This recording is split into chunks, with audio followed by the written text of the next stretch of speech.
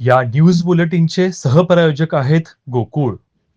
महानगरपालिकेच्या नगररचना, घरफाळा, पाणीपुरवठा, इस्टेट व परवाना विभागांच्या वसुलीचा सविस्तर आढावा प्रशासक के. मंजुलक्ष्मी यांनी आज घेतला. आयुक्त कार्यालयात झालेल्या बैठकीत 31 मार्चपूर्वी संबंधित विभागांनी 100% वसुलीचे उद्दिष्ट पूर्ण करावे अशा स्पष्ट सूचना त्यांनी दिल्या. मोठ्या थकबाकीदारांवर तातडीने नोटिसा बजावून मिळकतींवर बोजा नोंद करण्याचे निर्देश देण्यात आले. नगररचना विभागाने आज अखेर 51 कोटी रुपयांची वसुली केली असून उर्वरित कालावधीत ती 100 कोटी रुपयांच्या पुढे नेण्यासाठी नियोजन करण्याच्या सूचना देण्यात आल्या आहेत. पुढील 15 दिवसात 2 विशेष वसुली कॅम्प घेण्याचे आदेश सहाय्यक संचालक नगररचना यांना देण्यात आले. घरफाळा सर्व्हेमधून समोर आलेल्या नवीन व अतिरिक्त बांधकामांची तपासणी करून तातडीने वसुली करण्याचे निर्देशही देण्यात आले. घरफाळा विभागाने 52 कोटी 41 लाख रुपयांची वसुली केली असून मोठ्या थकबाकीदारांशी थेट संपर्क साधून वसुली वाढवण्यावर भर देण्यात आला.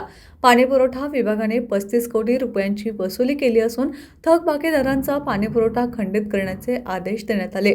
इस्टेट विभागाच्या केवळ 7 कोटी 35 लाख रुपयांच्या वसुलीबाबत नाराजी व्यक्त करत गाळे सील करणे व होर्डिंग थकबाकीदारांवर कठोर कारवाई करण्याचे निर्देश देण्यात आले.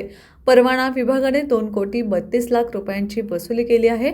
बैठकीला संबंधित विभागाचे वरिष्ठ अधिकारी उपस्थित होते.